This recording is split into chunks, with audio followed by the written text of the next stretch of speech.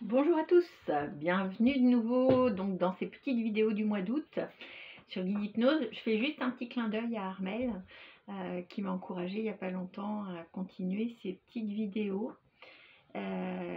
Donc effectivement le mois d'août va se terminer, je ne sais pas du tout sous quelle forme j'interviendrai auprès de vous au mois de septembre.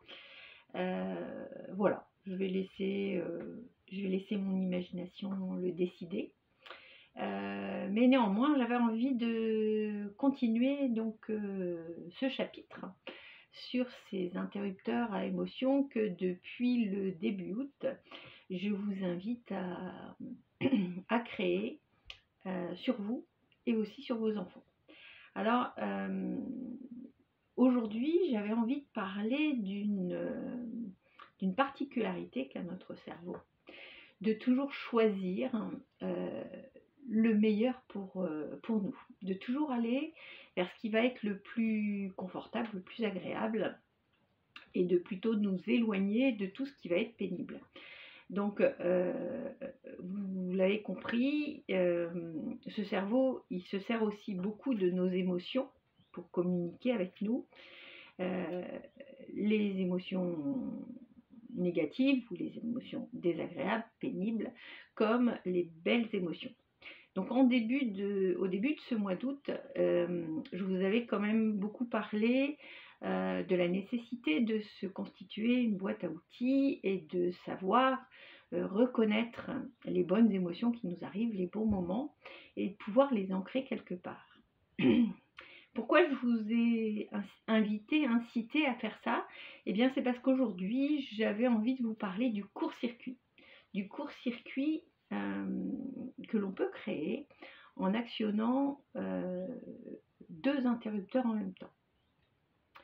Donc, vous avez dans votre boîte à outils tous ces interrupteurs à belles émotions et à bons moments, tous ces interrupteurs à ressources, bonnes ressources que vous avez en vous.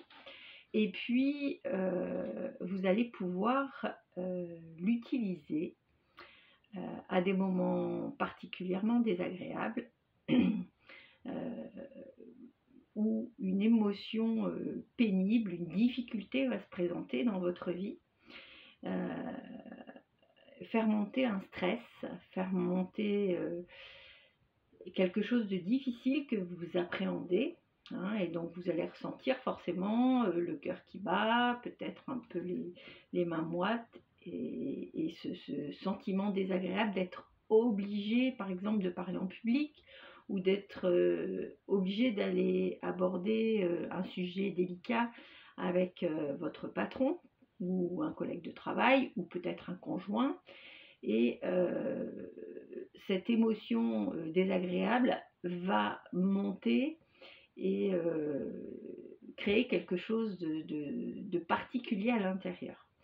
Donc à ce moment-là, de la même façon qu'on a ancré les bonnes émotions, eh bien on va pouvoir, alors souvent dans ces cas-là, on serre le poing, on se crispe sur quelque chose, mais on peut serrer le poing discrètement et puis sentir que cette émotion monte.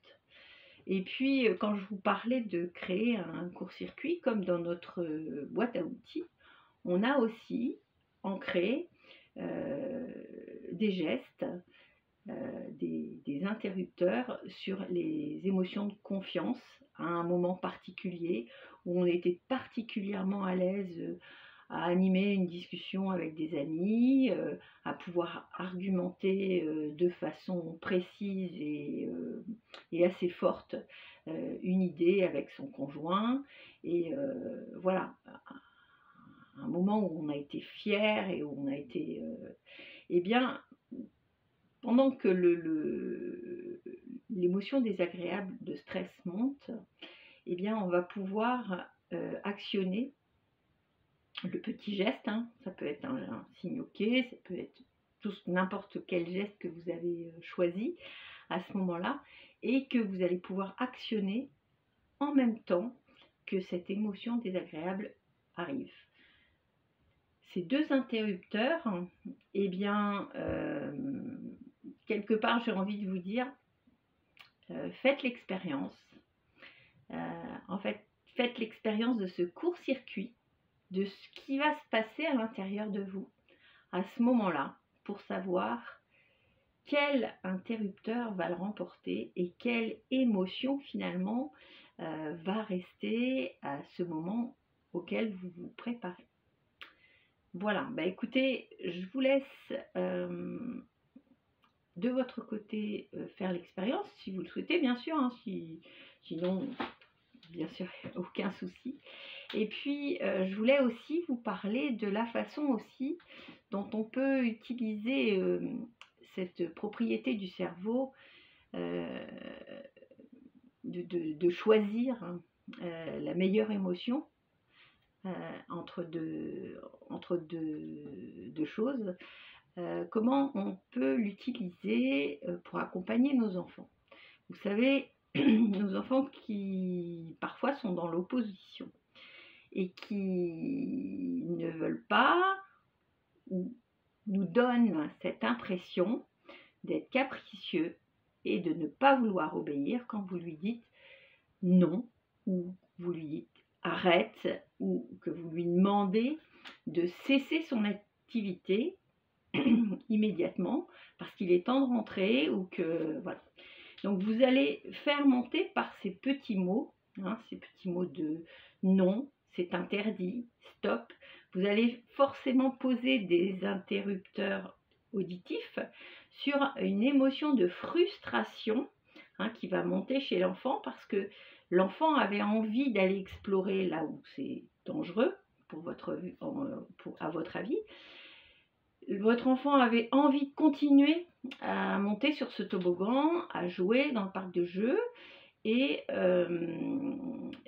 vous lui intimez l'ordre d'arrêter et de rentrer à la maison. Alors bien sûr,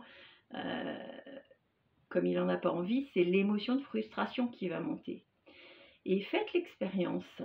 Si juste, après lui avoir intimé l'ordre d'arrêter ce qu'il faisait, essayez de lui proposer autre chose, de lui dire, eh bien, il est temps d'arrêter, effectivement. Par contre, si on rentre à la maison, tu pourrais éventuellement m'aider à préparer le repas, on pourrait faire un gâteau, ou on pourrait prendre un bain chaud, on pourrait aller voir mamie, on pourrait aller, enfin voilà, faire quelque chose donc vous savez que c'est agréable pour lui et l'orienter vers quelque chose que vous souhaitez. Hein, par exemple, le mettre plus en sécurité s'il a envie de se pencher au bord d'un bassin ou se mettre dans une situation instable à un moment, et bien plutôt lui dire non, donc frustration, et puis l'inviter éventuellement à venir avec vous pour observer peut-être d'autres animaux de l'autre côté du bassin ou lui donner un autre regard, lui donner une nouvelle proposition d'aventure ou de belles choses à partager avec vous. Et vous allez voir ce qui va l'emporter et ce que votre enfant va choisir entre ces deux émotions. Voilà, c'était ma petite vidéo du jour. Je vous souhaite une excellente soirée, un très bon week-end et je vous dis à très bientôt.